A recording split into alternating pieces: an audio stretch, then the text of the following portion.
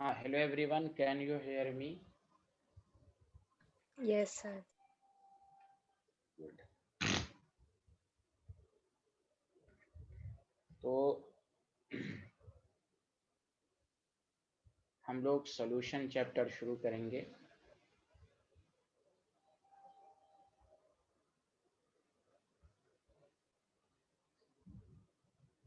बाकी हम लोग सॉलिड स्टेट का क्वेश्चन का डिस्कशन करते रहेंगे।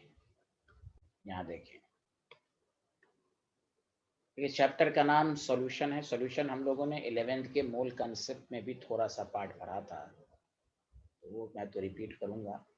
तो देखिए, सॉल्यूशन तो है, लेकिन एनसीईआरटी सॉल्यूशन लिखता है, लेकिन इस चैप्टर को समझने के लिए हमें ये जानना है बेसिकली इस चैप्टर का मेन जो हेडिंग है, तो याद रखिए कि हम इस पूरे चैप्टर में लिक्विड सॉल्यूशन को एनालाइज करेंगे।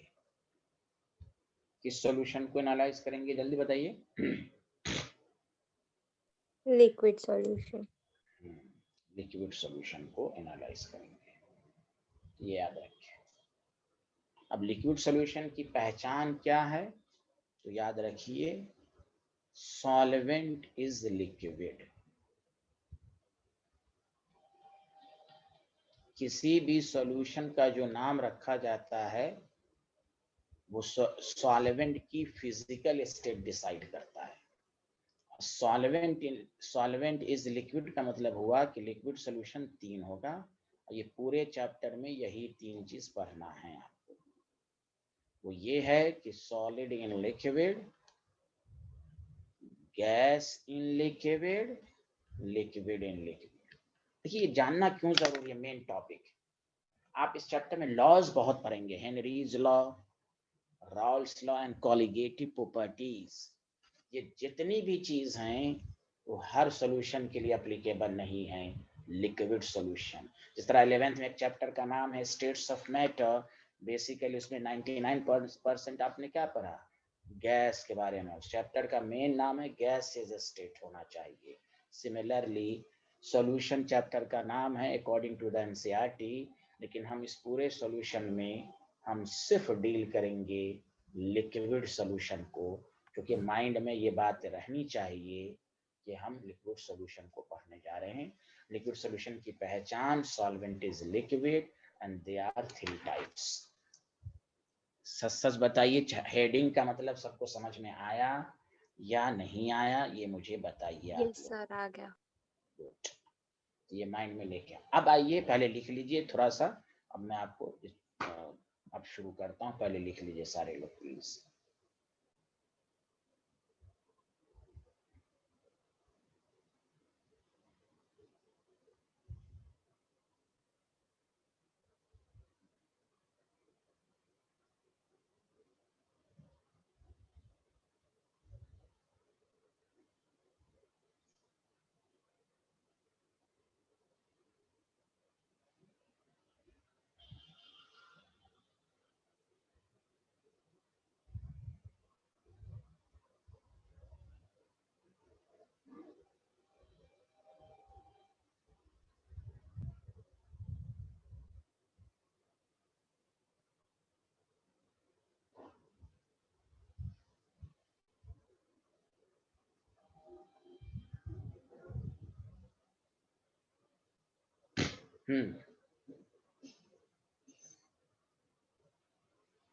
हाँ, साइंटिस्ट लोग कुछ तो बोलिए। ये लिख लिया आप लोगों ने?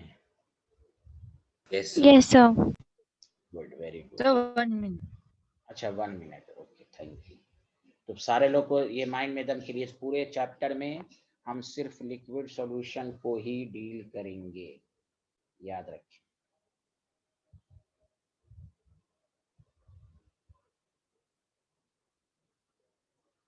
चलिए, अब पहली डिफिनेशन। सर, हाँ बोलिए। वो 3 टाइप्स में क्या लिखा है? 3 टाइप में है, आप फुल फॉर्म में लिख लीजिए, solid in liquid, gas in liquid, liquid in liquid. Okay, solvent, sir, done. हाँ सॉल्वेंट तीनों में लिक्विड ही रहेगा। अभी और डिटेल में बताएंगे, तो मैंने हेडिंग का मतलब समझाया है। अब देखिए, मेन है कि सॉल्यूशंस क्या है, 11th में भी पढ़ा, तो मीडिया को दिखाने के लिए मैं आपको डिफिनेशन लिख देता हूँ कि सॉल्यूशन एक होमोजीनियस मिक्सचर है। अरे बोलिए ना सब लोग मिलके तो बोलिए, it is defined as homogeneous mixture. याद आया? ये 11th में लिखाया था ना? अरे बोलिए, हाँ, homogeneous mixture of homogeneous mixture of two और मोर। अब सुनिए, 1 मिनट सुनिए। डिफिनेशन के लिए जरूरी है कि आपको ये भी मालूम हो कि कोई का सॉल्यूशन क्या है, तो आसान डिफिनेशन है, homogeneous mixture of 2 and more substance. लेकिन ये भी याद रखिए कि मिक्सचर में जो कंपोनेंट होता है ना, वो आपस में रिएक्ट नहीं करता। अब पढ़िएगा हेनरीज लॉ।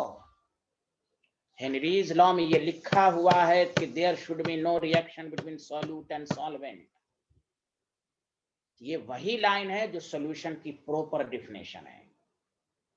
सॉल्यूशन में जो भी कंपोनेंट मिक्स होगा, NaCl वाटर में मिक्स होता है, NaCl वाटर में मिक्स होके NaOH नहीं बनाता,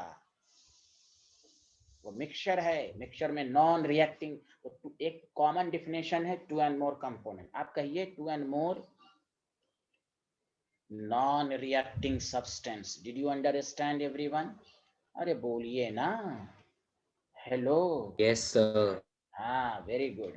तो आपको कहना है it is defined as homogeneous mixture of 2 and simple definition, define homogeneous mixture होता है कॉमन। लेकिन आपको कहना है जो भी homogeneous 2 and more non reacting substance.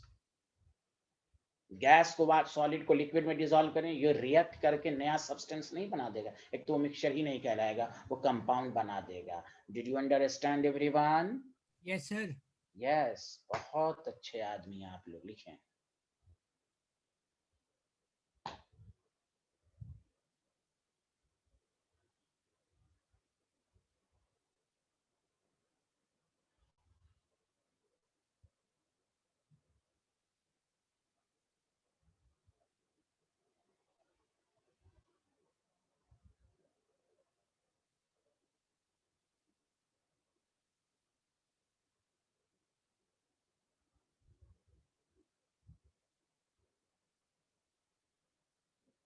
हाँ, गवाही देते रहिए। क्या आप लोगों ने नोट कर लिया?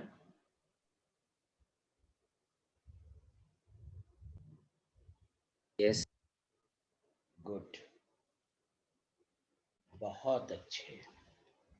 अब सुनिए, क्या ये भी लाइन याद होगा? वो 11th का वो शुरू का जमाना, यही अप्रैल का लास्ट महीना, बहुत सारे लोग आते थे।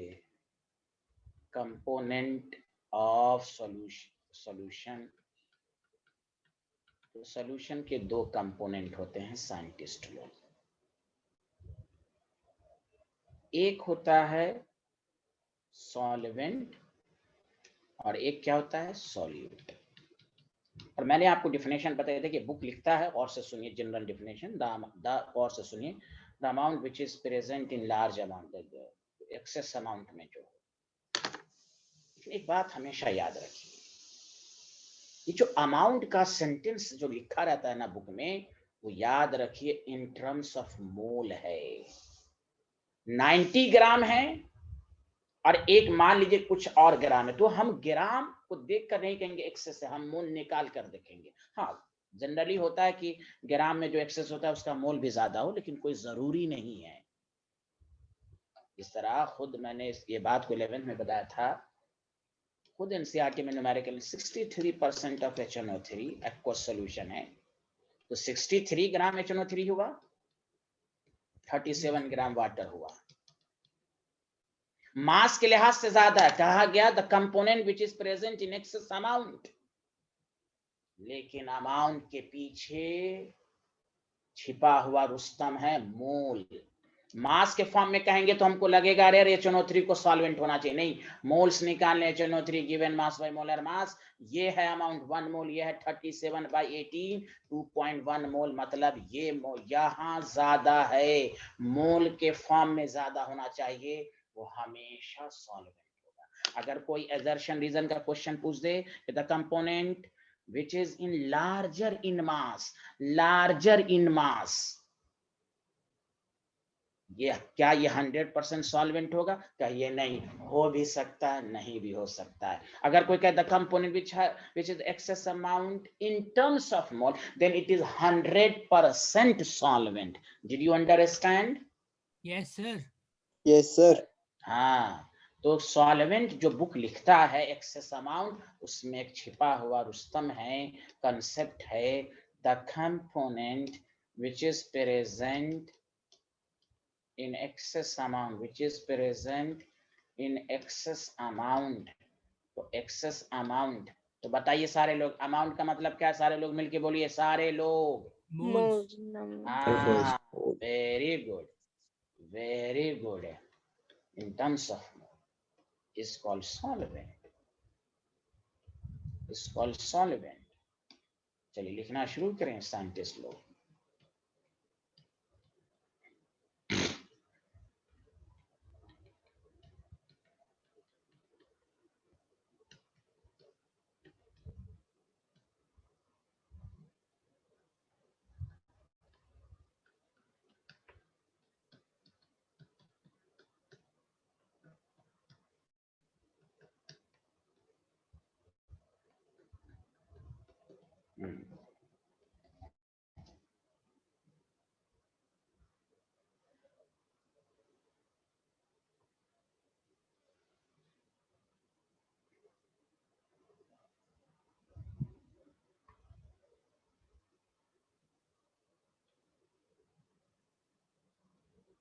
मानस विनिशा आ रहा है आपको?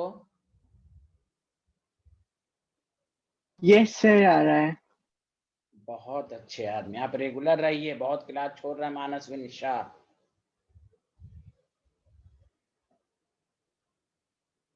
आपको टॉप करना है भाई। लिख लिया सारे लोग?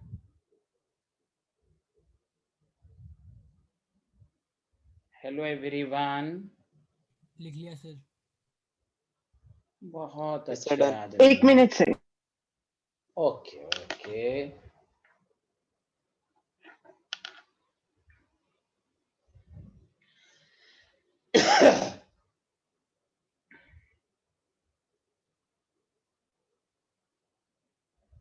Done sir. Thank you. एक बात और याद रखिए कि सॉल्यूशन कंपोनेंट, प्लीज सुनिएगा, बेसिक बातें हैं। सॉल्यूट एंड सॉल्वेंट, अगर मान लीजिए दो कंपोनेंट है तो सॉल्यूट एक होगा, सॉल्वेंट एक होगा। इसको कहते हैं बाइनरी सॉल्यूशन। एक सॉल्यूट है, एक ही सॉल्वेंट है। Binary solution. कौन सा solution? Binary solution. Binary solution. Yes. ऐसा भी हो सकता है तीन कंपोनेंट, सॉल्यूट दो, सॉल्वेंट फिक्स रहेगा हमेशा। सॉल्यूट एक से ज्यादा हो सकता है, सॉल्वेंट हमेशा एक ही होगा। ग्लूकोज सुक्रोज को वाटर में डालिए तो ग्लूकोज सुक्रोज सॉल्यूट हो गया। अगर चार कंपोनेंट है तो तीन ये होगा, इसको वही टर्शरी कहेंगे, क्वाटरनरी कहेंगे। एक सबसे मशहूर है binary solution. Mostly numeric, mostly जो सॉल्यूशन उसमें दो कंपोनेंट लेते हैं, लेकिन ये सब जानना चाहिए, एक से ज्यादा कंपोनेंट भी होते हैं। सॉल्वेंट हमेशा फिक्स रहेगा, ऑलवेज वन। सॉल्वेंट क्या होगा? Always One. यस। चलिए बेसिक बातें सब क्लियर हो रही है? बोलिए हाँ या ना। Hello everyone. Yes, sir. Good, very good.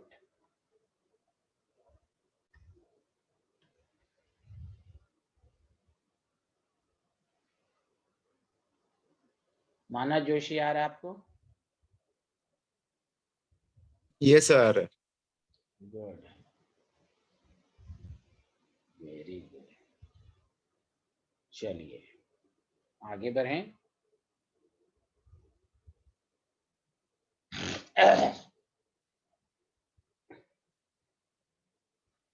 Yes, sir. बहुत अच्छे। एक स्टार पॉइंट डालिएगा कि हमेशा जो मैंने अभी कहा, लिक्विड सॉल्यूशन, हमेशा याद रखिए नेचर ऑफ सॉल्यूशन जो होता है ना, is same as that of solvent। याद रखिए, इसीलिए कहा गया कि सॉल्यूशन जो होता है ना, liquid solution, solid solution, solid हो सकता है, और क्या हो सकता है जल्दी बताइए? Gas. Gas. Depends upon nature of solvent. यहाँ लिक्विड सॉल्यूशन है, समझे, सॉल्वेंट लिक्विड है, सॉल्वेंट सॉलिड है, सॉल्वेंट गैस है। Depends upon nature of solvent. सब तीन तरह का होगा, ये भी तीन, लिक्विड इन लिक्विड, लिक्विड से ये होगा, सॉलिड ये। तो 3 3 जा 9, 9 सॉल्यूशन में हमें इस चैप्टर में सिर्फ 3 के बारे में पढ़ना है। लिक्विड सॉल्यूशन, सॉलिड के बारे में बात नहीं होगी, गैस सॉल्यूशन के बारे में बात नहीं होगी, ये सुन लें। हेनरीज लॉ लिक्विड सॉल्यूशन के लिए applicable, Raoult's law liquid solution के लिए applicable, colligative properties liquid solution के लिए। जब तक ये कॉन्सेप्ट ही क्लियर नहीं होगा, आप सॉल्यूशन सेपरेशन को पढ़ते रहें, आपको लगेगा ये सब सॉल्यूशन के लिए एप्लीकेबल होगा। नो, सॉल्यूशन 9 तरह के हैं। अरे कुछ तो बोलिए, हाँ में हाथ सर वो मिला दीजिए। डिपेंड्स अपॉन किस चीज के लिए लिखा है? Nature of solvent. समझ गए? आगे बढ़े, Yes, जल्दी sir. बताइए। यस, तो वही है। तो हमें इसी के इसमें किसको पढ़ना है? सिर्फ लिक्विड, और जो मैंने आपको मेन हेडिंग में लिखवा दिया, ये 3, solid in liquid, gas in liquid, liquid in liquid. Okay, yes sir. Yes. अब इसमें एक टर्म आता है कंसंट्रेशन टर्म, तो वो हम क्लास में नहीं पढ़ाएंगे क्योंकि सब पढ़ चुके हैं 11th में डिटेल में। हाँ, सॉल्यूशन चैप्टर का जब क्वेश्चन डिस्कशन होगा तो हम उसमें क्वेश्चन को डिस्कशन करेंगे। क्या मेरी बात से आप इत्तेफाक राय रखते हैं? बताइए आप सारे, क्योंकि जी वो सर, रखते टॉपिक हैं। बहुत पढ़ा है, बहुत। अरे बोलिए ना, किसी को एतराज तो नहीं है ना? किसी को एतराज है तो बोल दीजिए, बाद में शिकायत मत कीजिएगा भाई। No sir. नहीं है सर। हाँ, क्योंकि स्वास्थ्य को एतराज हो सकता है शायद। No sir. हाँ, हाँ, हाँ, वो हम क्वेश्चन डिस्कशन करेंगे क्योंकि थ्योरी सब पढ़ चुके हैं, क्वेश्चन में हम आपको बताएंगे, घबराइएगा नहीं। चलिए अब आइए आगे बढ़ें।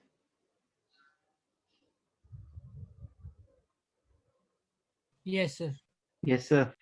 ठीक, हमें क्या पढ़ना है आप ध्यान दीजिएगा। सॉल्युबिलिटी को, तो पहले ऐसे सॉल्युबिलिटी को मैं आपको आयनिक इक्विलिब्रियम में डिफिनेशन लिखवाया था, लेकिन आपको यहाँ पर भी, चूंकि अब ये मेन चैप्टर है तो उसमें आपको दोबारा समझाना जरूरी है। गौर से सुनिए, बहुत ही अच्छा चैप्टर है, आपको बहुत मजा भी आएगा। ध्यान दें, पहली बात समझना है सॉल्युबिलिटी क्या है। तो लिखिए द मैक्सिमम अमाउंट, जो सैचुरेटेड सॉल्यूशन मैंने लिखवाया था आपको, लिखिए द मैक्सिमम सॉल्युबिलिटी का मतलब समझिए, the maximum amount of solute dissolve, the maximum amount of solute dissolve in a specified amount of solvent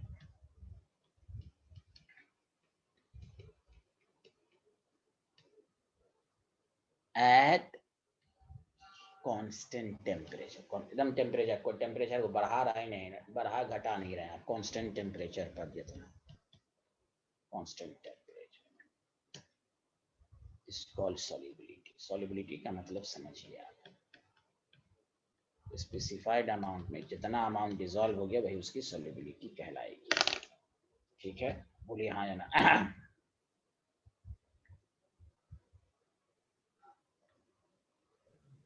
sir तो ये जो सॉल्युबिलिटी होगी वो उस टेम्परेचर के लिए होगी ना, ये भी लिखेंगे ना? हाँ, अब नहीं, हाँ तो इसलिए तो लिखा गया टेम्परेचर, ऑब्वियसली। अब हम यहाँ पर सॉल्यूशन बना रहे हैं ना। अब किसी NaCl कितना डिसॉल्व है तो हम रूम टेम्परेचर पर एक्सपेरिमेंट करते हैं ना। अब टेम्परेचर बढ़ाने पर क्या रूल होगा वो आप पढ़ेंगे। टेम्परेचर बढ़ाया घटाया जाए तो क्या होगा, सॉल्युबिलिटी पर क्या फर्क पड़ेगा, वो अफेक्ट है टेम्परेचर का। लेकिन अगर आपको कोई कहे कि भाई अमाउंट ऑफ, आप NaCl डालिए कितना डिसॉल्व हो रहा है, तो एक्सपेरिमेंट में यही तो पता चलेगा ना। आप रूम टेम्परेचर पर कर रहे हैं, आप टेम्परेचर बढ़ा रहे हैं, वो तो उसका अफेक्ट हो गया ना। समझ में बात आ रही है ना? हेलो साइंटिस्ट, बोलिए ना। यस सर, समझ में आ गया। हाँ चलिए, आप सुनिए, तो वही तो पढ़ना है कि सॉल्युबिलिटी रूल क्या है। तो ऐसे तो टोटल 3 सॉल्यूशन है, लेकिन 2 सॉल्यूशन की सॉलिबिलिटी को पढ़ना है, उसी में हम पढ़ाएंगे सॉलिबिलिटी रूल। तो पहला टॉपिक डालिए, ये मैंने जानबूझ के बता दिया सॉलिबिलिटी का मतलब। टॉपिक डालिए factors affecting the solubility of solid in liquid। देखिए हेडिंग, देखिए इन लिक्विड, देखिए लिक्विड सॉल्यूशन हो गया, लिक्विड सॉल्यूशन हो गया ये। तो सबसे पहला है, अब हम लोग पढ़ेंगे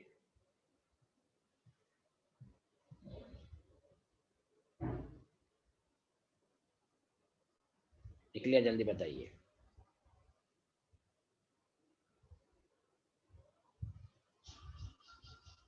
पहला है टेम्परेचर, वही जो आपने कहा पूछा, कांस्टेंट टेम्परेचर जितना डिजोल्व हो गया। अब पूछा जाएगा भाई टेम्परेचर बढ़ाने घटाने पर क्या होगा, सॉलिबिलिटी बढ़ेगी घटेगी, वही आप पढ़ेंगे।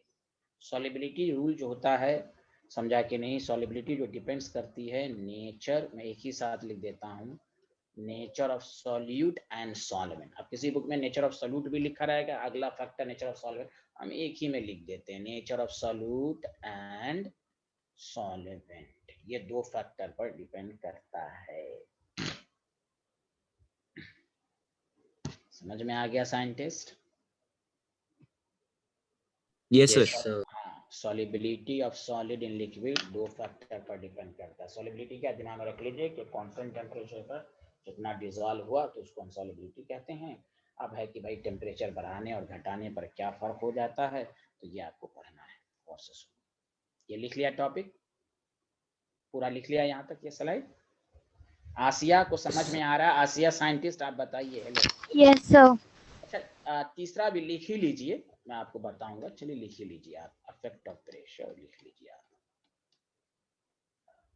चलिए हाँ लिख लीजिए, ठीक है लिख लीजिए। चलिए हाँ, अफेक्ट ऑफ प्रेशर लिख लीजिए। अब टॉपिक डालिए एक लाइन छोड़कर, टेम्परेचर। अच्छा आप सारे लोग बताइए, मान लीजिए ये सॉलिड है, आपने लिक्विड में डिसॉल्व करके सॉल्यूशन बनाया। सॉल्यूशन का मतलब होमोजीनियस मिक्सचर। हर्षित बहुत ही रिसर्च स्कॉलर स्टूडेंट हैं, वो बताएंगे कि टेम्परेचर जब बढ़ाएंगे तो बताइए सॉलिड की सॉलिबिलिटी अपने कांस्टेंट टेम्परेचर, रूम टेम्परेचर पर मेजर कर लिया। अब आप टेम्परेचर बढ़ा रहे हैं तो बताइए सॉलिबिलिटी बढ़ेगी या घटेगी? सर इस इक्वेशन में या फिर आप ऐसे जनरली पूछ रहे हो? नहीं जनरली बता दीजिए। चलिए यस सर, बढ़ेगी।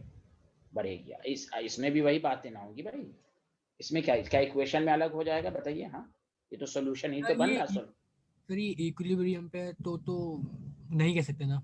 ना कैसे फॉरवर्ड, भाई फॉरवर्ड डायरेक्शन में जाएगी, टेम्परेचर बढ़ाने पर फॉरवर्ड में जाएगी, ये है ना भाई सॉलिड की नहीं, सॉलिड। अगर सर ये आगे को एंडोथर्मिक या मतलब देखना पड़ेगा पहले, एंडो या एक्सो है। हाँ this is correct answer. Chemistry में टेम्परेचर का रोल जब भी पूछा जाए, ये चिल्ला चिल्ला के मैंने इक्विलिब्रियम चैप्टर में पढ़ाया था, कहा था बहुत काम आएगा। Not only this chapter, organic में भी पढ़िएगा, affect of substitution versus elimination. 12th में तो ऑर्गेनिक बहुत पढ़ना है आपको। जब भी पूछे what is the role of temperature on the solubility of solid in liquid, या सॉलिबिलिटी छोड़ दीजिए, कोई और कंसेप्ट पे टेम्परेचर का रोल पूछा जाए तो माइंड में सबसे पहले लाइए कि वो एक्सो है या एंडो है। अगर आप डायरेक्ट आंसर, जैसे वेपर का बनना एंडो है, टेम्परेचर बढ़ाइए वेपर बनेगा, और endo always favoured at high temperature.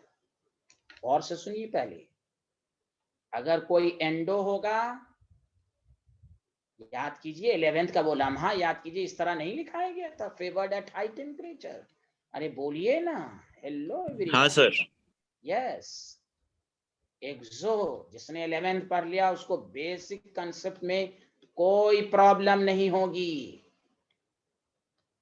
At low temperature. अगर आपको कहे टेम्परेचर बढ़ाया तो सॉलिड की सॉलिबिलिटी ऑलवेज इंक्रीजेस, गलत कंसेप्ट। आपका ये डिपेंड करेगा वेदर इट इज एंडो या एक्सो। और आपको तो इस बात पर भी कॉन्फिडेंस होना चाहिए कि थर्मोकेमिस्ट्री में तो टॉपिक था एंथैल्पी ऑफ सॉल्यूशन, उसमें दिखाया गया था एंथैल्पी ऑफ सॉल्यूशन एंडो भी होता है, एक्सो भी होता है। सॉलिड को जब भी लिक्विड में डिसॉल्व करेंगे तो याद रखिए डेल्टा एच पॉजिटिव भी और नेगेटिव भी। अब यहां पर गौर से सुनिए दो बातें। अगर एंडोथर्मिक है तो सॉलिड की सॉलिबिलिटी बढ़ेगी विथ इंक्रीज इन टेम्परेचर, क्योंकि endo always favoured at high temperature. आप हीट दीजिए, रिएक्शन फॉरवर्ड डायरेक्शन में जाएगा और सॉलिड सॉलिबिलिटी सॉल्युबल होगा। लेकिन अगर एक्सो है तो एक्सोथर्मिक लो पर होता है, अगर आपने हाई टेम्परेचर दिया तो उसकी सॉलिबिलिटी घटेगी। तो जब भी पूछा जाए what is the effect of temperature on the solubility of solid in liquid, तो बोर्ड में अगर ये क्वेश्चन आए तो आपका 2 पॉइंट लिखिएगा। If enthalpy of solution is positive मतलब endothermic, then the solubility of solid in liquid always increases with increase in temperature. Second point लिखना है, if enthalpy of solution is negative exo, then solubility of solid in liquid decreases with rise in temperature. इससे साबित हुआ कि जब भी कोई आपको कंसेप्ट पूछे कि टेम्परेचर का रोल सॉलिबिलिटी पर क्या है, तो उसमें आप क्रॉस क्वेश्चन करेंगे कि solubility of solid in liquid एक्सो भी होता है, एंडो भी होता है। टेम्परेचर बढ़ाने पर सॉलिबिलिटी ऑफ सॉलिड बढ़ेगी भी घटेगी, वेदर इट इज एंडो या एक्सो। ऐसे नहीं बोलना है कि ये इक्वेशन है तो ऐसे होगा और ऐसे तो ऐसे होगा। नो, ऑलवेज दिस कंसेप्ट सबको समझ में आया कि नहीं, जल्दी बताएं। Hello everyone. आया सर। आया सर। आया सर। बहुत अच्छे। आप पहले इस तरह लिखिए, मैं आपको अच्छे से अंदाज से लिखाता हूँ। लिखिए पहले आप एकदम हर दिन पढ़िए, खूब मजबूत कीजिए अपने कंसेप्ट को। देखिए 11th का मजबूत होने पर आपको और मजा आया होगा। स्वस्ति आपको भी थी ना इक्विलिब्रियम में, याद आया ना? Yes sir. हाँ, 11 जब अच्छा होता है ना तो और मजा आता है पढ़ने में।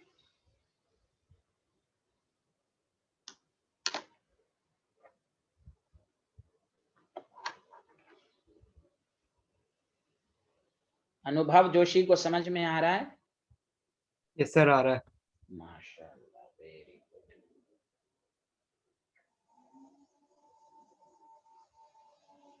खसपेल बोल ही नहीं रहो यार। खसपेल तुमको आ रहा है कि नहीं? यस सर यार। गुड गुड, लिख लिया तो बताइएगा सारे लोग। Done sir. Done sir. ठीक। अब देखिए पॉइंट में लिखिएगा, इफ डिसोल्यूशन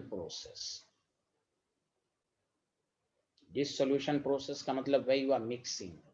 मैं लिख भी देता हूं, मिक्सिंग ऑफ शॉर्ट फॉर्म में in liquid. Dissolution process is endothermic.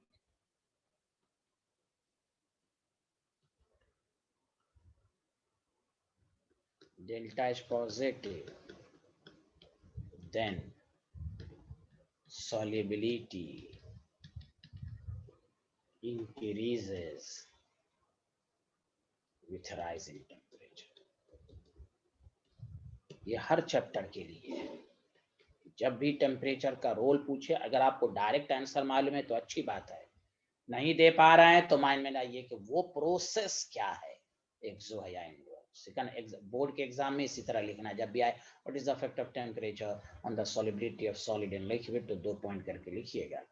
और ऐसा ऑब्जेक्टिव में पूछा जाए तो आपको याद ही रहेगा। इफ डिसोल्यूशन प्रोसेस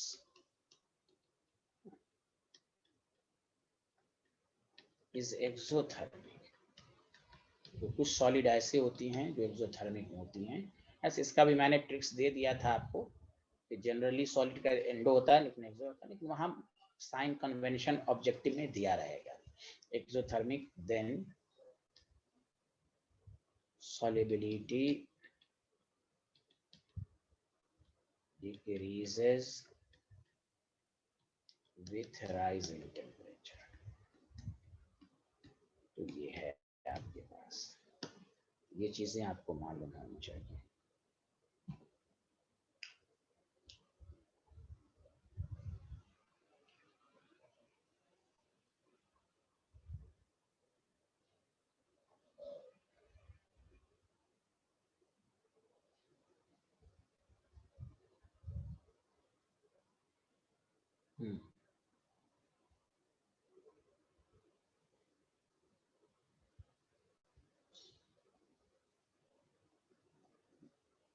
पहला कंसेप्ट सबको समझ में आया?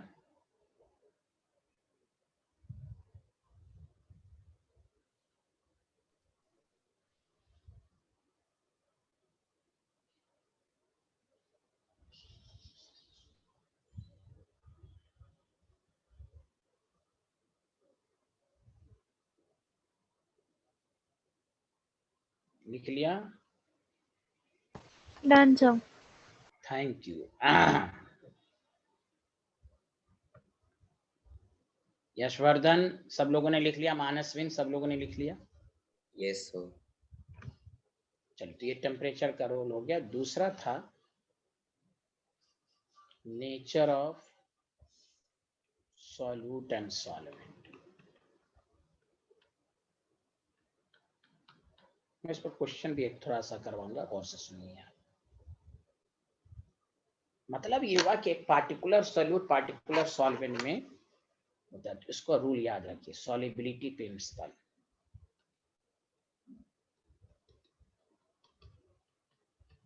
पहला, क्यों एक पार्टिकुलर सॉल्यूट पार्टिकुलर सॉल्यूट पे डिसॉल्व होता है? तो पहला है लाइक डिसॉल्व लाइक फैक्टर। पहला प्रिंसिपल है solute, like dissolve like factor. What does mean? It means polar molecule can dissolve in polar solvent. Did you understand? polar में dissolve होगा, like dissolve. Polar molecule can dissolve in polar solvent and vice versa. Dissolve in polar solvent. Like dissolve का मतलब सबको समझ में आया? हाँ या ना? जल्दी बताइए सारे लोग। Yes, sir.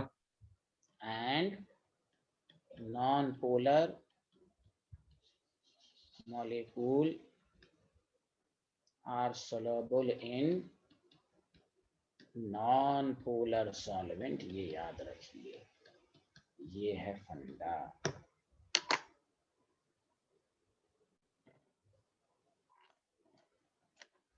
एक सॉल्युबिलिटी का प्रिंसिपल ये है,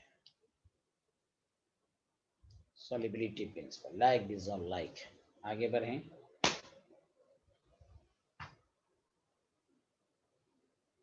Yes, sir. Yes, sir. Solubility का दूसरा प्रिंसिपल है जो आपने 11th में पढ़ा है, ग्लूकोज सॉलिड है। दूसरा फंडा ये है कि इफ एनी सब्सटेंस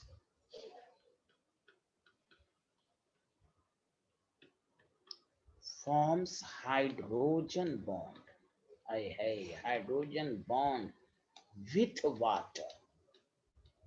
यहाँ तो वाटर है, वाटर के अंदर अगर सॉल्युबिलिटी चेक करनी है, हाइड्रोजन बॉन्ड लगा लीजिए,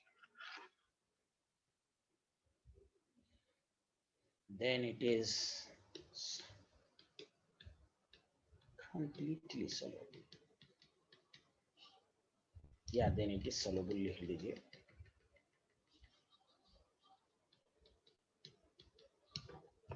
प्रिंसिपल रूल का दूसरा कंसेप्ट बताइए सारे लोग, hydrogen bond with water. Did you understand? अरे यार अल्लाह बोलिए Yes, ना। sir. हाँ Yes, sir. हाँ, सॉल्युबिलिटी प्रिंसिपल का सेकंड प्रिंसिपल है ये, तीसरा प्रिंसिपल।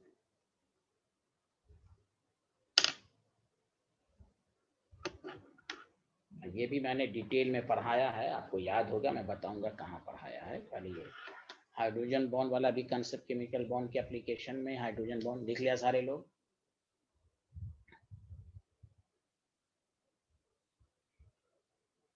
अच्छा याद कीजिए, ये लिख लिया? बताइए हाँ या ना। Yes sir. Yes, sir. देखिए आयनिक कंपाउंड में वही था, पोलर का ही था, आयनिक कंपाउंड में भी यही। आयनिक कंपाउंड की जो सॉलिड फॉर आयनिक कंपाउंड, तो याद कीजिए S block, hydration energy should be greater than lattice energy. याद कीजिए, ट्रिक्स दिया था ना आपको।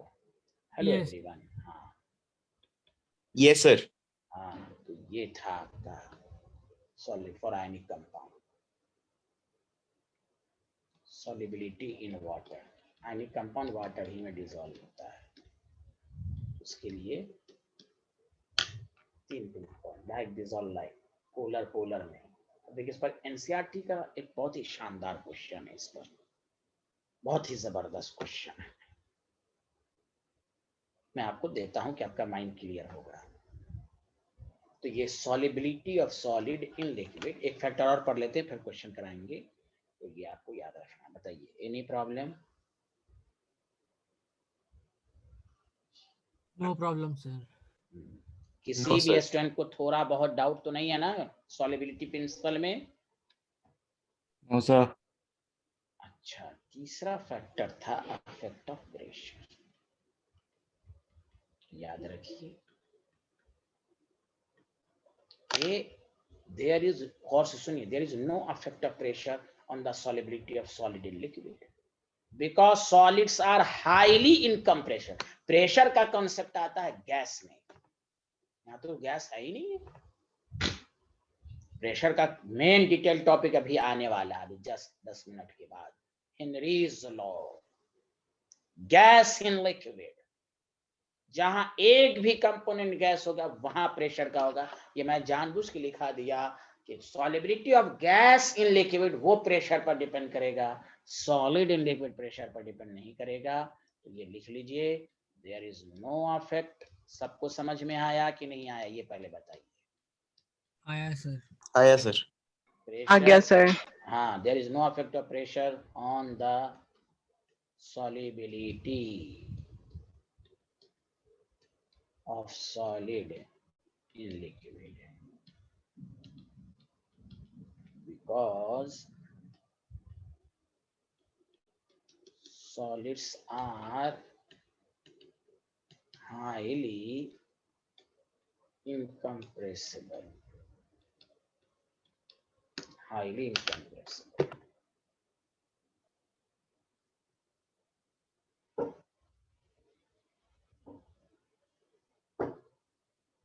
ये आपका हो गया।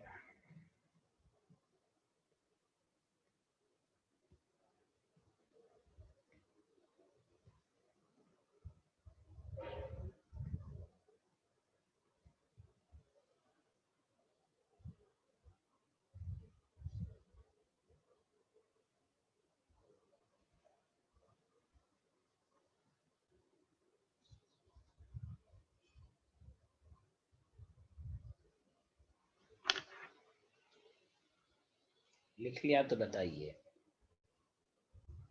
Done, sir. Done, sir. बहुत अच्छे आदमी है।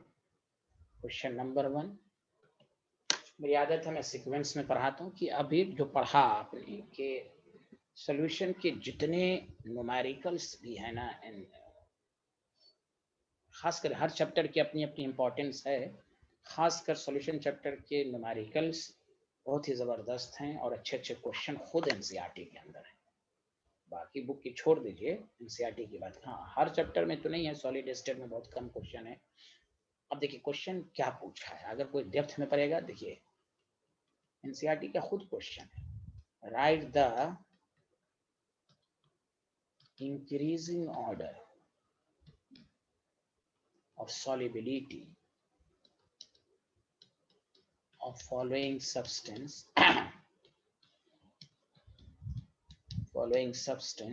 in n-octane। यानी n-octane का नॉर्मल है, कोई ब्रांचिंग नहीं है, आपको ऑर्डर बताना है। KCl, CH3OH, CH3Cl, cyclohexane. कौन ज्यादा सोलुबल है? नहीं। और से सुनिए, पहले क्वेश्चन आप लोग लिखिए, मैं आपको कंसेप्ट समझाता हूँ। पहले क्वेश्चन लिखिए आप लोग। हेलो एवरीवन, क्वेश्चन लिख रहे हैं ना आप लोग? Yes, लिख रहे हैं। Yes, लिख रहे हैं सर। हाँ लिखिए।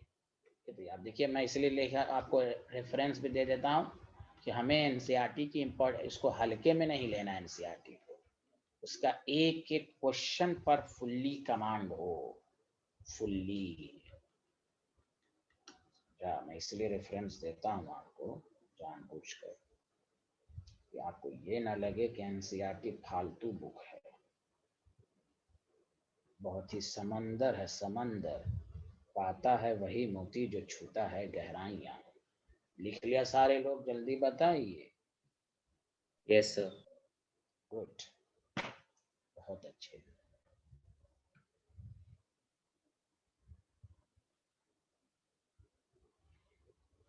देखिए, हमें कहा है इन चारों की सॉल्युबिलिटी, गौर से सुनिए कैसे लगाएंगे। इन चारों की सॉल्युबिलिटी एन ऑक्टेन के अंदर निकालनी है। तो इसका मतलब ये हुआ कि एन ऑक्टेन यहाँ पर सॉल्वेंट है। हाँ या ना, जल्दी बताइए। Yes sir. हाँ, अब जानते हैं इट इज, गौर से सुनिए, non polar. Alkane is non polar, alkane is non polar, less polarity, non polar है। ये कितना अच्छा क्वेश्चन पूछा है। पहली बात तो ये मालूम होना चाहिए। सॉल्युबिलिटी प्रिंसिपल ये कहता है कि लाइक डिसॉल्व लाइक फैक्टर। अब इन चारों में साइक्लोहेक्सेन नॉन पोलर है, ये भी अल्केन है। अरे बोलिए ना, hello everyone. Yes sir. Yes sir. हाँ, तो नॉन पोलर में ज्यादा डिसॉल्व होगा। ऊपर ऊपर नहीं पढ़ना, हाँ पढ़ लिया एनसीईआरटी पढ़ लिया। अरे ऐसे थोड़ी ना होता है, आपको पढ़ना होगा अच्छे से और सीक्वेंस में टॉपिक के उसी के बाद क्वेश्चन, क्या आपको समझ में भी है। यहाँ कंसेप्ट दोबारा रिवीजन हो रहा है आपका। ये नॉन पोलर में डिसॉल्व होगा। क्वेश्चन को ट्राई करें जिसके अंदर पूछ रहा है वो सॉल्वेंट कैसा है। अब फिर वही ऑर्गेनिक में पड़ेगा, पहला हैलो अल्केन है, उसमें क्वेश्चन है hello alkane is polar but still it is less soluble. Organic का ये है। तो एक ये मत समझेगा कि like dissolve like he criteria है, हाइड्रोजन बॉन्ड ही क्राइटेरिया है, लैटिस एनर्जी ना ना ना ना। 3-4 solubility is the complex process, बहुत सारी फैक्टर पर डिपेंड करता है। उसमें से एक फैक्टर है like dissolve like. Non polar में डिसॉल्व होगा तो सबसे ज्यादा सोल्युबल डी। आज जानते हैं सबसे कम कौन है? KCl। Why KCl is ionic. Ionic water के अलावा ये बिहारी कहीं नहीं डिसॉल्व होगा। अरे बोलिए ना, हाँ में हाँ तो मिलाइए। Yes sir. हाँ यस सर। तो रीजन भी, it is less soluble because it is ionic. अपने नोट्स में अच्छे से लिखिएगा कि 2 महीना के बाद भी नोट्स खोलें तो सब कुछ लिखा रहे। अब आइए, ये दोनों तो कोवैलेंट है। तो चेक करेंगे कौन ज्यादा पोलर। जो मोर पोलर वो लेस सोल्युबल। क्यों? पोलर की सोल्युबिलिटी नॉन पोलर में कम होगी, पोलर में ज्यादा डिसॉल्व होगा। तो केमिस्ट्री कहता है कि यहां ऑक्सीजन मोर इलेक्ट्रोनेगेटिव, CH3 यहां भी, CH3 यहां भी। Oxygen is highly electronegative, more polar. अरे कुछ तो बोल दीजिए, बोलिए ना, hello. Yes sir. Yes Yes, sir. sir. Polar और ये लेस पोलर। तो बताइए, लेस पोलर की सॉल्युबिलिटी एन ऑक्टेन में ज्यादा होगी। तो ए के बाद सबसे कम सोल्युबल है, उसके बाद बी, उसके बाद। सर आपने बी और सी में ऑप्शन में लेके कंपेयर किया ना? हाँ, क्या चेक करके? सर बी और सी में आपने क्या कंपेयर किया अभी? मैंने पोलर है ना, लेस पोलर है, दोनों कोवैलेंट है। तो ये मोर पोलर है, oxygen highly electronegative. More polar की सॉल्युबिलिटी एन ऑक्टेन में कम होगी ना, more polar less soluble in non polar.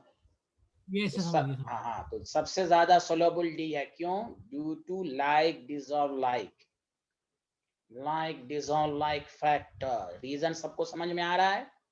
अरे Swasti, due to like dissolve like factor. Yes, sir. हाँ, ए क्यों लेस सोल्युबल है? It is less soluble. क्यों है? Polar. अरे ए अल्लाह, पोलर आयनिक कंपाउंड। क्यों है? आयनिक। क्या बोलिएगा, बोलिए ना। Ionic compound. Ionic compound. चलिए K+Cl, K+Cl माइनस किससे इंटरेक्ट करेगा? किसी से नहीं, क्योंकि तो ये तो नॉन पोलर इंटरेक्शन ही नहीं होगा, इसलिए लेस सोल्युबल। बी और सी में दोनों पोलर। अब उसमें करेंगे कि कौन ज्यादा पोलर। जो ज्यादा पोलर उसकी सॉल्युबिलिटी और कम, क्योंकि इंक्रीजिंग ऑर्डर में लिखा है तो ये सबसे ज्यादा डी है। सब बताइए। देखिए एनसीईआरटी का सर इसमें कितना हाइड्रोजन बॉन्ड नहीं पाई जाएगी? कहाँ, ए अल्लाह तुमको दिमाग नहीं है, हाइड्रोजन बॉन्ड कहाँ लगाते हैं? तुम तो एकदम पर के ये हो गए हो यार। एनडीटीवी वाटर के अंदर हाइड्रोजन बॉन्ड वाटर के अलावा कहीं लगेगा ही नहीं। यहाँ एन ऑक्टेन में सॉलिबिलिटी पूछ रहा है मेरे भाई। चना खाओ, कच्चा चना विदाउट मसाला। अरे बोलो, आया समझ में? Yes sir. अरे हाइड्रोजन बॉन्ड सिर्फ वाटर में लगेगा। अरे बोलिए ना आप हर्षित भाई, बोलिए ना। Yes sir, yes sir. हाँ, एनडीटीवी की तरह फिर भी आप अनजनाओं का शब्द बन रहे हैं भाई। If any substance is soluble in water, if it form hydrogen bond with water, okay. Yes sir. हाँ, बताइए, इसमें अभी भी किसी को डाउट है तो पूछ लीजिए। आसिया को लगता है डाउट है, अनुभव जोशी को लगता है डाउट, तो कुछ बोल ही नहीं रहे हैं। नहीं सर, कोई डाउट नहीं है। और सब छोटे छोटे वर्ड में रीजन भी लिखते रहिए कि आप नोट्स खोलें, नोट्स खोल के कंप्लीट इंफॉर्मेशन एनडीटीवी रविश कुमार की रिपोर्ट मिल जाए। सुना सारे लोग? Yes sir. हाँ Yes, sir. हाँ, आपका टाइम बचे। बहुत सारी बातें, हल्की हल्की छोटी छोटी बातें जब पढ़ते रहिएगा ना तो याद नहीं आता है, बाद में फिर याद आता है, तो उसमें टाइम लॉस होगा आपका। छोटी छोटी बातें भले आपको आती हो, नोट्स में लिखिए, तैयार कीजिए उसको। तो इसलिए याद रखना, solubility of following substance in an octane ये है।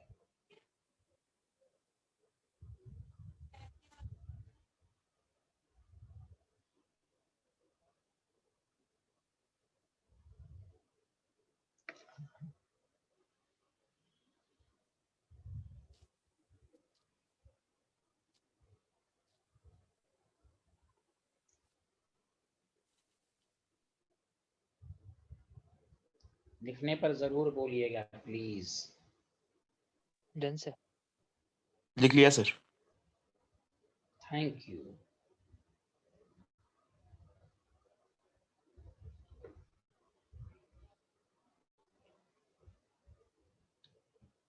अब आइए question number 2। Which of the following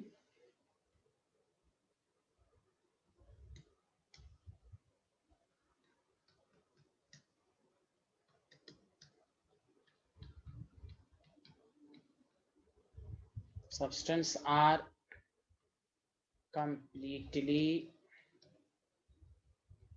soluble, partial soluble and insoluble in water? हर्षित भाई, किसके अंदर चेक करना है यहाँ सॉल्युबिलिटी, बताइए तो। वाटर। यस, आपको बताना है कौन ज्यादा सोलबल है, कौन लेस सोलबल है, कौन ये सोलबल है, ये सब बताना है आपको। Okay, yes sir. इथालीन, पहले पूरा क्वेश्चन लिख लीजिए, अपना आंसर बाद। इथालीन ग्लाइकॉल CH2OH है। दूसरा टॉलीन, C पेंटेन 1-ऑल, D formic acid, E phenol, F chloroform. ये यहाँ तक मैं आपको बताना, इन 6 में से कौन कंप्लीटली सोल्यूबल है, कौन पार्शली सोल्यूबल है, कौन इनसोल्यूबल है, किसमें, वाटर के अंदर। तो वाटर के अंदर सॉल्युबिलिटी चेक करने के लिए आपको मैंने कंसेप्ट बताया कि चेक कर लीजिए कौन वाटर के साथ हाइड्रोजन बॉन्ड बना रहा है। बस, क्योंकि हर्षित भाई ने हाइड्रोजन बॉन्ड को इंट्रोड्यूस किया, इसलिए मेरे दिमाग में क्वेश्चन आ गया, समझा, तो उसको देखें, पहले लिख लें।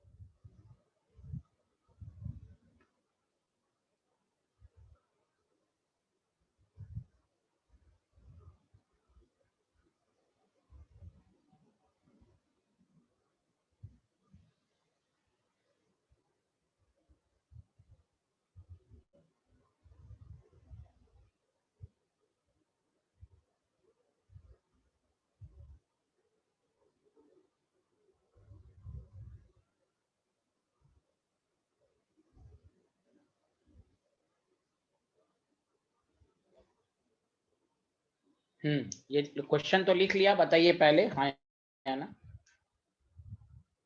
Yes, sir.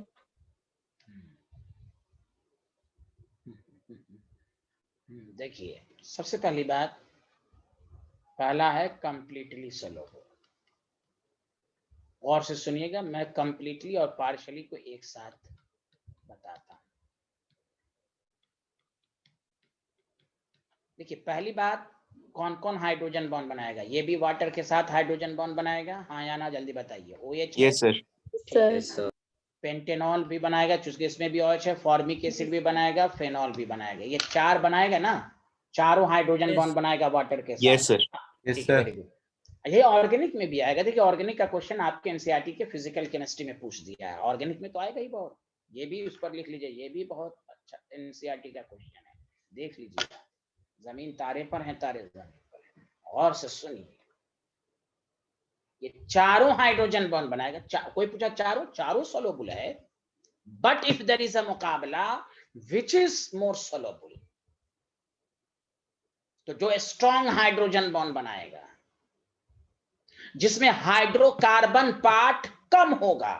जैसे आप ऑर्गेनिक में alcohol, phenol, ether, alcohol chapter पढ़िएगा। मेथेनॉल वाटर में सोलबल, और से सुनिए, एथेनॉल वाटर में सोलबल, प्रोपेनॉल वाटर में सोलबल। लेकिन अगर ऑर्डर पूछ दिया जाए तो जिसमें कार्बन कम हो, क्यों? हाइड्रोकार्बन पार्ट बढ़ेगा ना, तो हाइड्रोकार्बन हाइड्रोफोबिक होता है, वो वाटर को से प्यार नहीं करता, वो कहता है जाओ दूर जाओ, वो हाइड्रोजन बॉन्ड बनने से रोकेगा।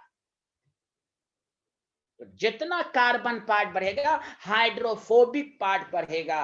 और हाइड्रोफोबिक वाटर हेटर होता है, वाटर रिपल होता है। Did you understand? Yes, sir. Yes, sir. तो वही हाल यहां पर है। All four are soluble. Completely soluble में पहले आएगा इथाइलिन ग्लाइकॉल, क्योंकि इसमें स्ट्रॉन्ग है, 2 OH है। उसके बाद फॉर्मिक एसिड। फॉर्मिक एसिड में तो कार्बन एक ही है। पार्शली सोलबल कौन है? फेनॉल, बेंजीन है। बेंजीन बहुत ज्यादा कार्बन है, ये वाला पार्ट। एंड पेंटेनॉल है, पेंटेन 1 हाइड्रोकार्बन पार्ट बहुत ज्यादा है। अब रीजन कोई पूछे तो यहां कहेंगे because it forms a strong hydrogen bond with water. अरे कुछ तो बोलिए। यहां लिखेंगे Yes, yes, sir. Yes, as the carbon atom increases, hydrophobic portion increases and form weak hydrogen bond. इसीलिए सोलोबल तो है पार्शियल। अब बताइए इनसोलोबल कौन होगा, जो बचा खुचा है? अरे बोलिए ना, बचा खुचा कौन है? टॉलिन, Toluene, टॉलिन chloroform. And chloroform. दोनों में हाइड्रोजन बॉन्ड नहीं है, इसलिए it can't form hydrogen bond with water. बताइए, रीजन भी सबको समझ में आ गया, हाँ या ना? जल्दी बताइए। Yes, sir. आ गया सर। हाँ, तो सॉलिबिलिटी रूल को देख लीजिए आप अच्छे से। तो चलिए यहाँ से लिखना शुरू करिए। मानस विनिता, अनुभव जोशी, आसिया, यशवर्धन, खसपेल, सबको समझ में आया? आया sir. Yes, sir. Thank Yes, you, sir. Thank you, thank you.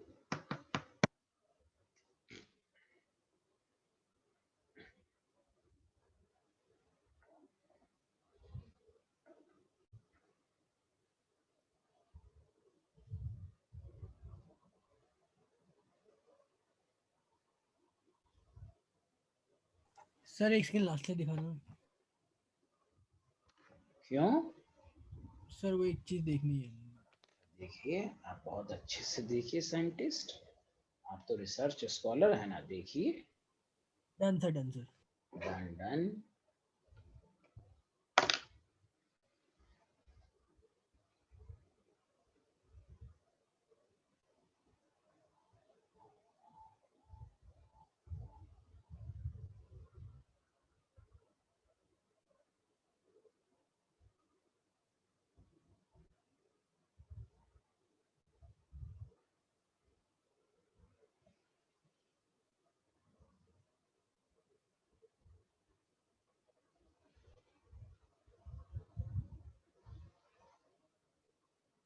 बताइए, लिख लिया?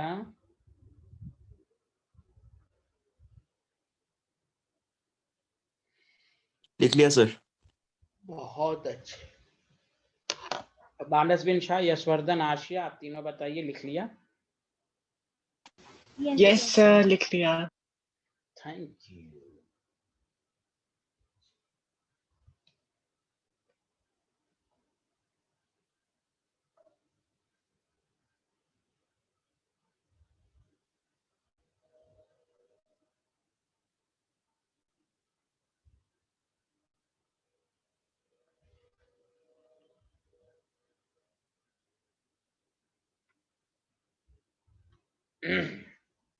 लिख लिया? Hello everyone.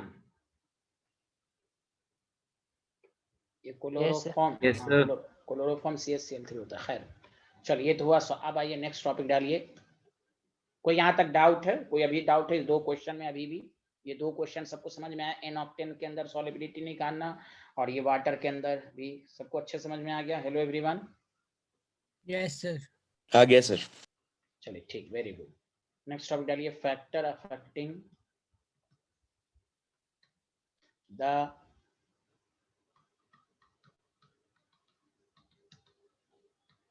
solubility of gas in liquid। देखिए ये भी लिक्विड सॉल्यूशन है, गैस इन लिक्विड। ये भी बहुत सारी बातों पर डिपेंड करता है भाई। टेम्परेचर, इफेक्ट ऑफ प्रेशर,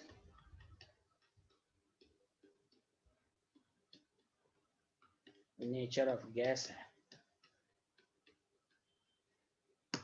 3 बात हो गई। अब यहाँ गैस और लिक्विड की सॉल्युबिलिटी क्राइटेरिया हम पढ़ेंगे, और से सुनिए।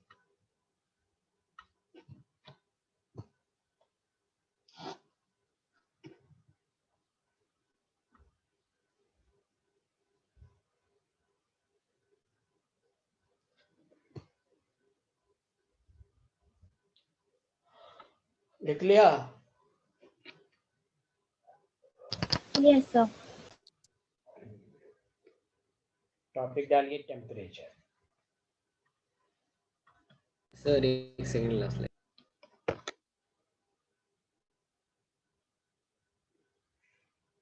Yes sir. अब यहाँ देखिए, टेम्परेचर। तो मैं ये कह रहा था कि टेम्परेचर, फिर वही बात, ये गैस है, वाटर के साथ मिलकर सॉल्यूशन बनाया।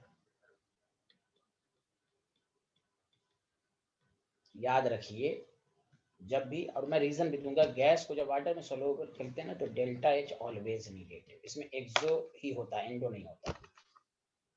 खुद सोचिए, उसका रीजन यही है कि देखिए, आप फ्री गैस को, पहले फ्री गैस था, तो बताइए फ्री गैस का वॉल्यूम ज्यादा होता है कि नहीं? हाँ या ना? Yes sir. Yes sir. Yes sir. ठीक। अब खुद सोचिए, वाटर के अंदर जब जाएगा, सॉल्यूशन जब बनाएगा, तो गैस करीब आएगा कि दूर जाएगा? मिक्स हो गए तो करीब आएगा। हाँ सर, करीब। करीब आएगा ना। कॉन्ट्रैक्शन होगा कि नहीं गैस के अंदर? अरे बोलिए ना। Yes sir. यस सर होगा। हाँ, तो गैस के अंदर जो यहाँ जब आएगा तो यहाँ कॉन्ट्रैक्शन होगा। तो केमिस्ट्री क्या कहता है? Contraction in volume. पहले ज्यादा था, कम हुआ। कम होने का मतलब बताइए? बॉन्ड बन रहा है, बॉन्ड बनने की तरफ आ रहा है कि ब्रेक होने की तरफ आ रहा है? जल्दी बताइए। बन रहा है। बन रहा है। तो वही केमिकल बॉन्ड, जहां बॉन्ड बनता है वो एक्सोथर्मिक होता है। याद आया? बोलिए ना। हेलो। यस सर, याद है। Yes sir. NaCl water Yes, में sir. जाए, NaCl तो आयंस में ब्रेक हुआ, तो वो एंडो हुआ। कुछ सॉलिड एक्सो होता है, इसलिए वहां एंडोथर्मिक और एक्सो दोनों होता है। कुछ सॉलिड क्या होता है, मैं बता चुका हूँ, CSO4 है, वाटर के साथ कंबाइन करके CSO4.5H2 बना लिया, वहां कॉम्बिनेशन हुआ, इसलिए वो सॉलिड एक्सोथर्मिक। लेकिन जनरली सॉलिड की भी सॉलिबिलिटी जनरली ज्यादातर केस में एंडो होती है, because it involve the breaking of the bond. जैसे ही एक्सो बोला गया तो आपके माइंड में आ जाना चाहिए कि टेम्परेचर बढ़ाने पर गैस की सॉल्युबिलिटी घटेगी। अरे कुछ तो बोलिए, एक्सो लो टेम्परेचर पर फेवर्ड होता है, अरे बोलिए ना। Yes sir.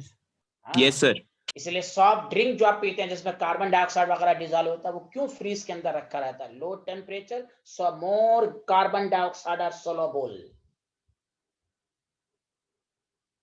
तो आपसे पूछेगा what is the effect of temperature on the solubility of gas and liquid? कहिए because the solution of the gas and liquid is always exothermic, therefore its solubility always decreases with increase in temperature. इसलिए अच्छा examiner board level पर question बनाएगा कि aquatic species feels more comfortable in winter than in summer. पानी में रहने वाला species winter में ज्यादा कंफर्टेबल रहता है। उसका रीजन यही है कि विंटर में टेम्परेचर कम, गैस की सॉल्युबिलिटी ज्यादा। समर में टेम्परेचर ज्यादा हो जाता है तो ऑक्सीजन की अवेलेबिलिटी कम होगी, तो एक्वाटिक स्पीसीज पानी में ज्यादा देर तक नहीं रह पाएगा।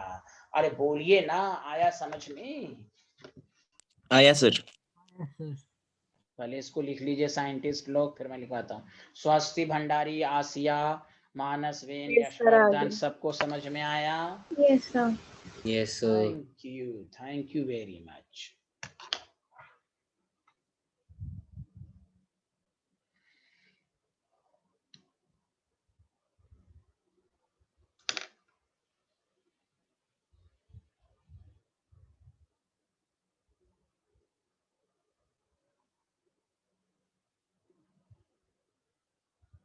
Done sir.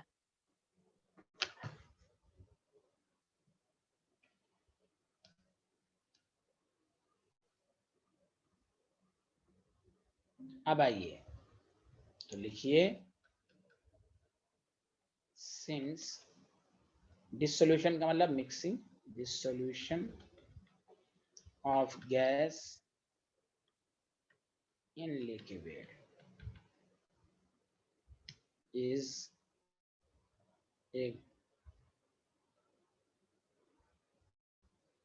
exothermic,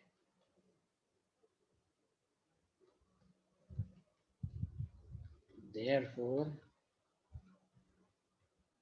its solubility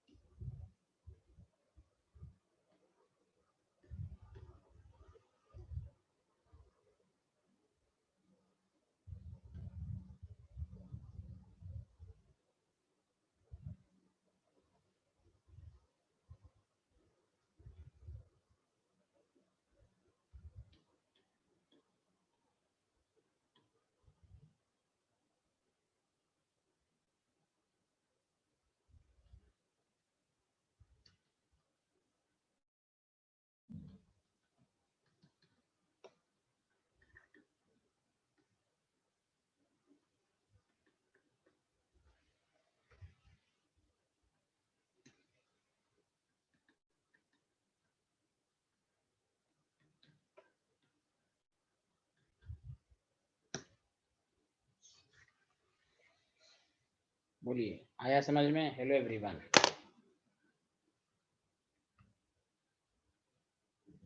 yes sir.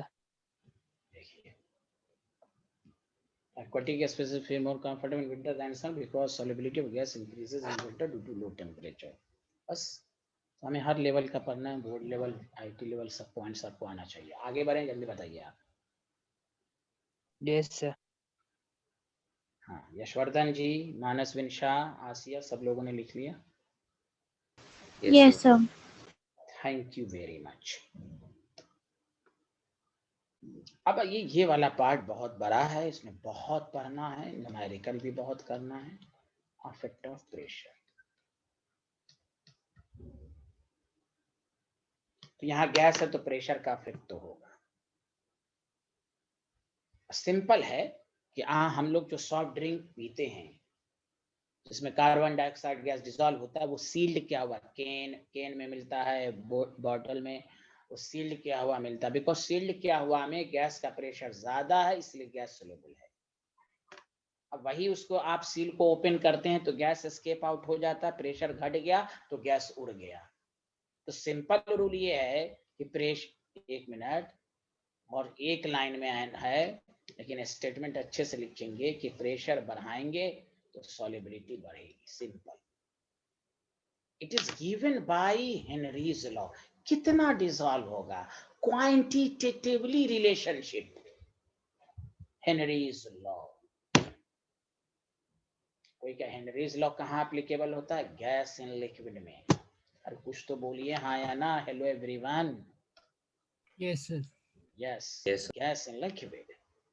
तो गौर से सुनिए हेनरीज लॉ का स्टेप बाय। मैं पहले इस तरह डायग्राम भी बना देता हूँ, आप लिखना शुरू कीजिए। कि मान लीजिए ये कंटेनर है, गैस वगैरह है, यहाँ लिक्विड है, समझा?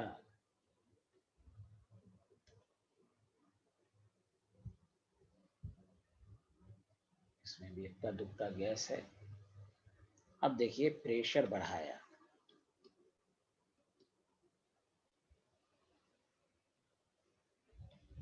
ये थोड़ा स्लाइटली नीचे आएगा।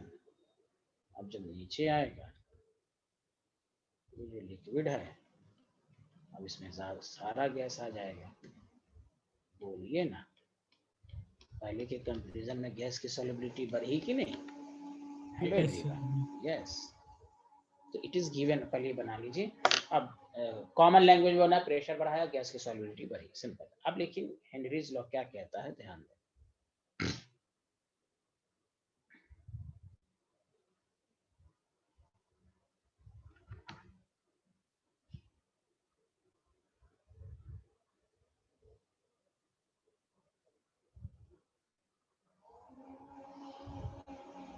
लिख लिया?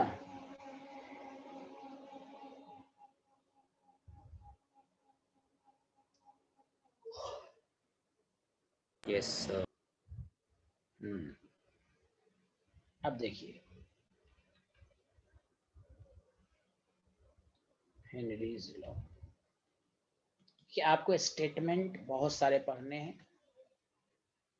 हर स्टेटमेंट का मकसद वही है, लेकिन सॉल्युबिलिटी को रिप्रेजेंट बहुत तरीके से किया गया है।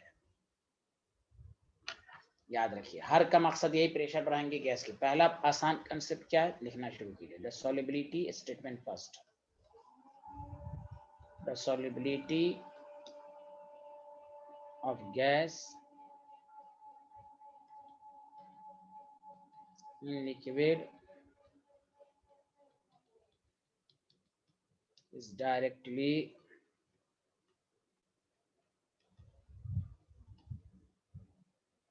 to pressure of gas at constant temperature.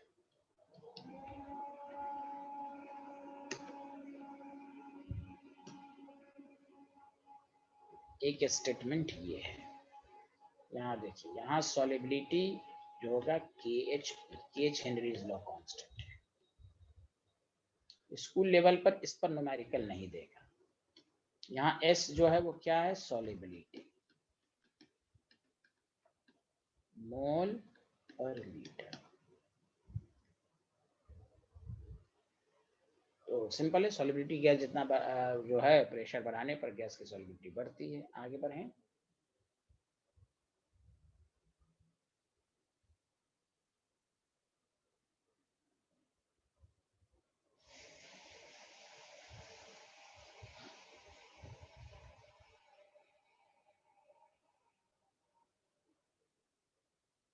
Done, sir.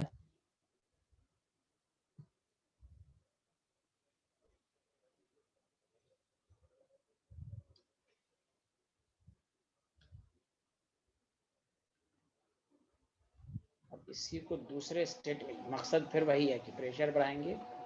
दूसरा और से सुना आपने 11th में पढ़ा, देखिए सॉल्यूशन की कंसंट्रेशन को एक्सप्रेस करने के बहुत सारे मेथड होते हैं,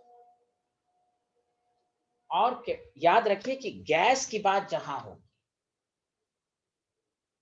जहां गैस कहीं पर भी आएगा ना केमिस्ट्री में, तो वहां प्रेशर आएगा, और जब प्रेशर आएगा तो वहां मोल फ्रैक्शन होगा ही। Dalton's law partial pressure mole fraction, Henry's law में भी देखिएगा भी मोल फ्रैक्शन का फॉर्म आएगा, रॉल्स लॉ में भी देखिएगा वहां भी मोल फ्रैक्शन आएगा।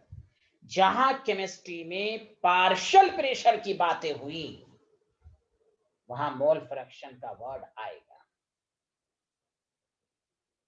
तो सेकंड स्टेटमेंट ये है कि the partial pressure of the gas in vapour phase is directly proportional to mole fraction. जितना प्रेशर बढ़ाएंगे मोल फ्रैक्शन बढ़ने का मतलब हुआ कि सॉल्युबिलिटी बढ़ी, सॉल्युबिलिटी बढ़ने का मतलब हुआ मोर गैस डिसॉल्व इन वाटर, और जब मोर गैस डिसॉल्व इन वाटर है तो गैस का मोल फ्रैक्शन अमाउंट ज्यादा होगा, उसका मोल ज्यादा होगा विथ रिस्पेक्ट टू वाटर। बताइए आया सबको समझ में? हाँ या ना? Hello everyone. Yes, sir. तो केमिस्ट्री का रूल है जहां पार्शियल प्रेशर का वर्ड आएगा वहां मोल फ्रैक्शन। तो हेनरीज लॉ को आप जब भी स्कूल के एग्जाम में आए तो आप यही स्टेटमेंट लिखिए, अगर लिखने को है डिफाइन हेनरीज लॉ। अरे कुछ तो बोलिए, मैं क्या बोल रहा हूं।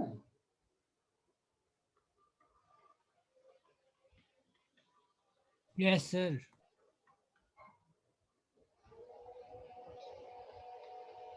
पार्शियल प्रेशर का मतलब वही होता है the pressure exerted by individual gas, the partial pressure of gas in vapor phase.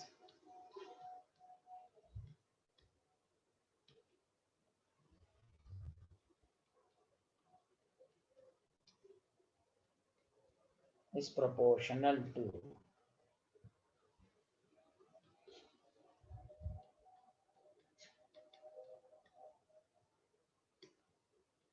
mole fraction of gas in solution in liquid या in solution।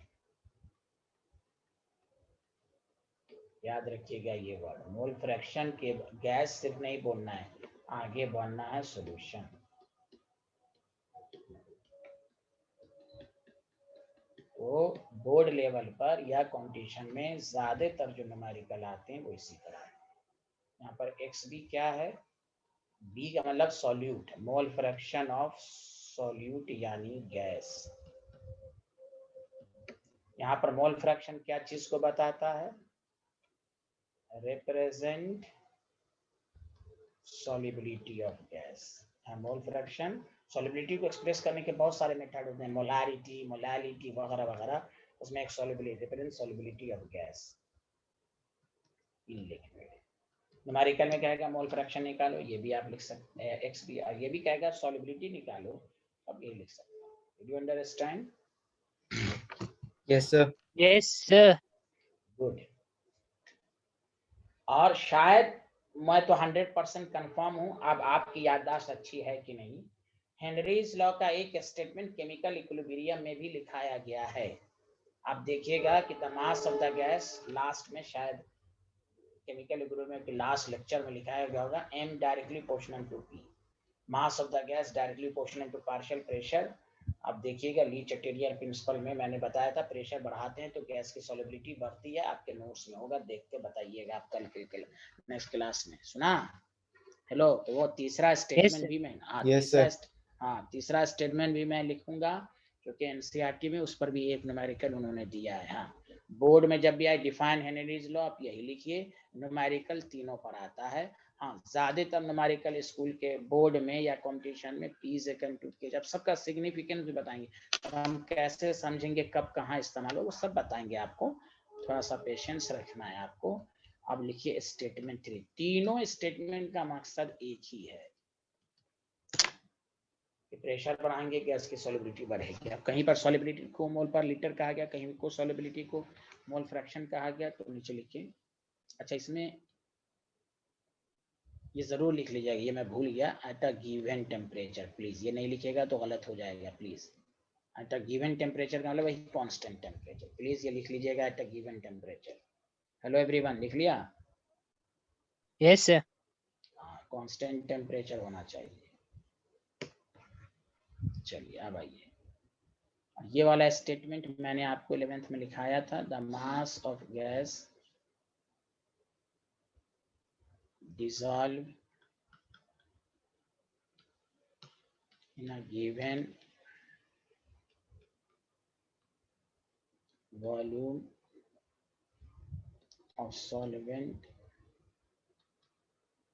is proportional to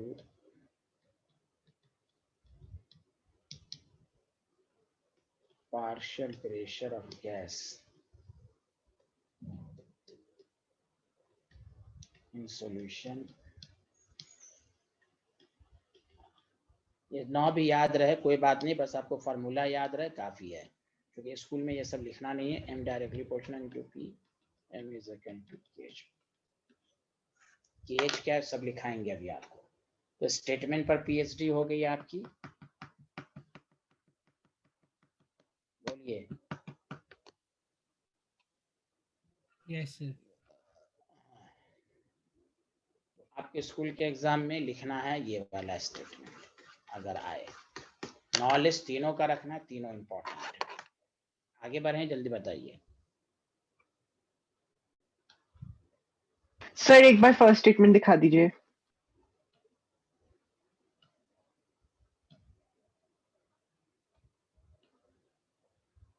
बस शायद हट ही है क्या, एक minute.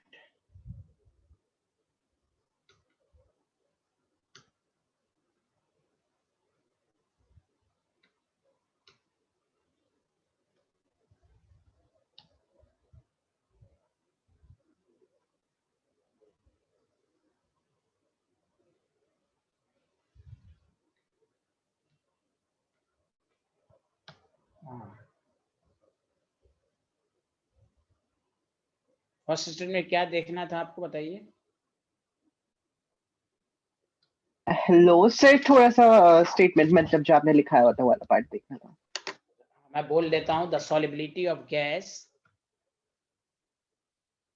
the solubility of the gas in liquid is directly proportional to the, यहाँ तक लिख लिया था? Yes sir. Directly proportional to the pressure of the gas in solution। Clear है? Yes sir. At constant temperature।